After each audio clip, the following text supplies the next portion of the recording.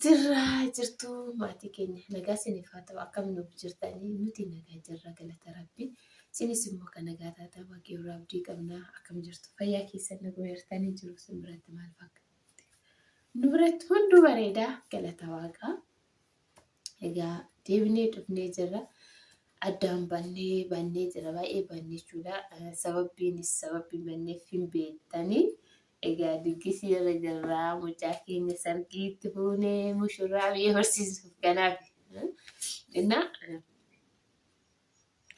jalqaba dhiifama isiniin jedha sagaleen kee baay'ee tokko ni cufamee jira utaalloon naqabe qofaa jechuudha qofaatu naqabeennaa kanaaf is tokkoffaa kan banneeyyuu kanaaf jechuudha isin akkam nuuf jirtan kan biyya keessas biyya ambaas jirtan ta'e bakka jirtanitti nageenyi keenya isin qaqqabu isiniin jechuu jaalanna.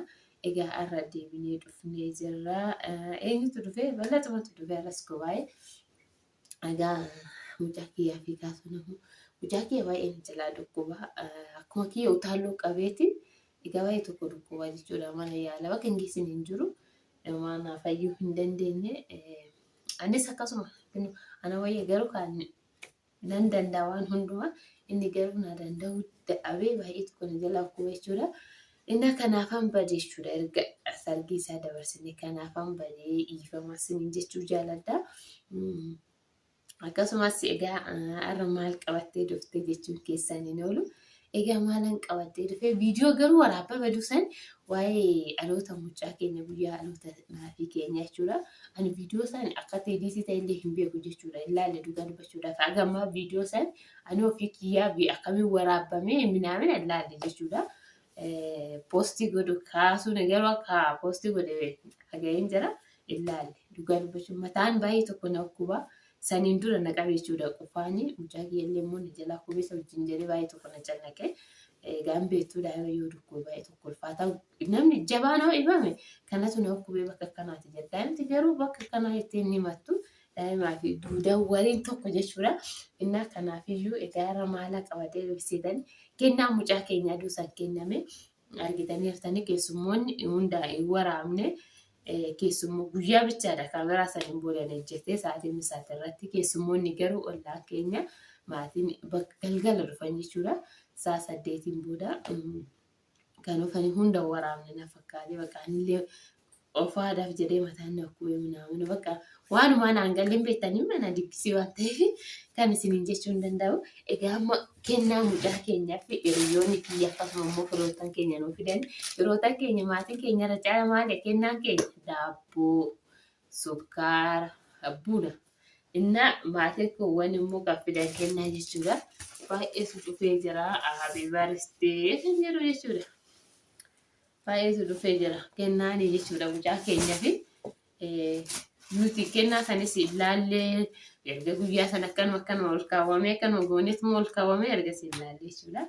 Egaa kennaa mucaa keenyaa dhufe maali dabalatu yoo jettan agarsiisu moo banuu garuu banamee jira ijoollee banee jira hin beektanii kennaa nama kunoo argitanii.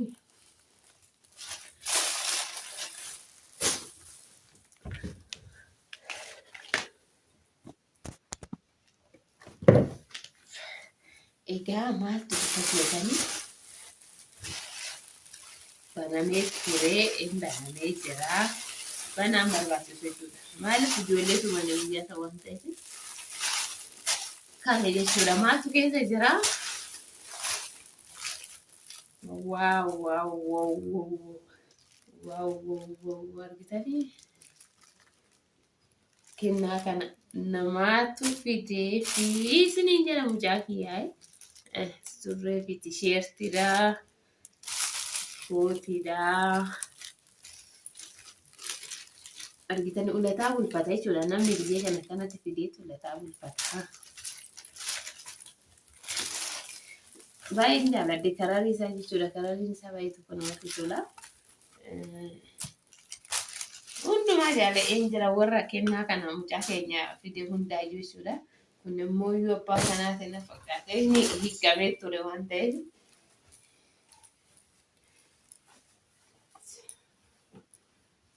argitanii kootii isaati jechuudha. Kun immoo surree isaati. surree kootichaati. Kun immoo tisheertii jalaan kaawwatu.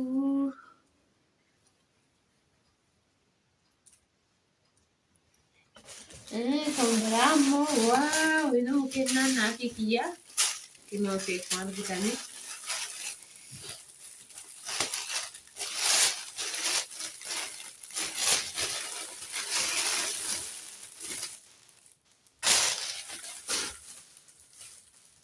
Argitanii tisheertii made China China irraa dhufe. Garuu mucaa keetti xiqqaata. Kan lammataatiif haa ta'u inni argitanii gabbareedu. Uffanni dhugaa biyya keessa jira jechuudha. Anuyyuu miilaan arge uffata mirti bakka dhugaa mucaa kiyyaa nan bita jedhee gaafa deemu argitanii surree isaati jechuudha. Maaltu hafee.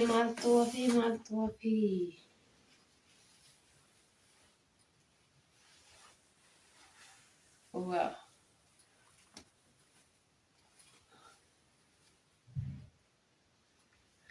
Ayi akka bareedu mee ilaala surreedha jechuudha. Garuu kan waggaa eegate kuni kan waggaa afurii gaafa inni waggaa afur ta'e guddaadha jechuudha. Gaafa inni guddateef ta'a malee ammaaf hin ta'u guddaa.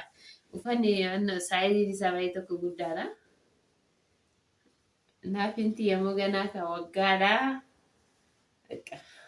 Gaafa inni guddatetti.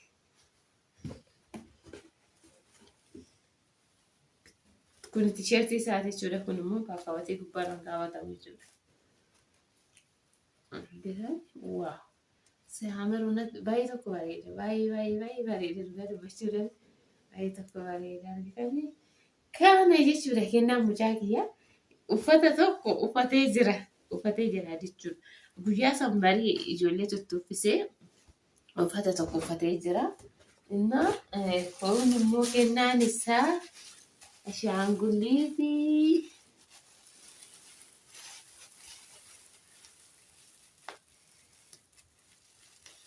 Argitanii namni ulataa malee hin ta'u jechuudha gizee kana. Bakka ulataa kanatti bulfattu jechuudha dhugaa dubbachuudha.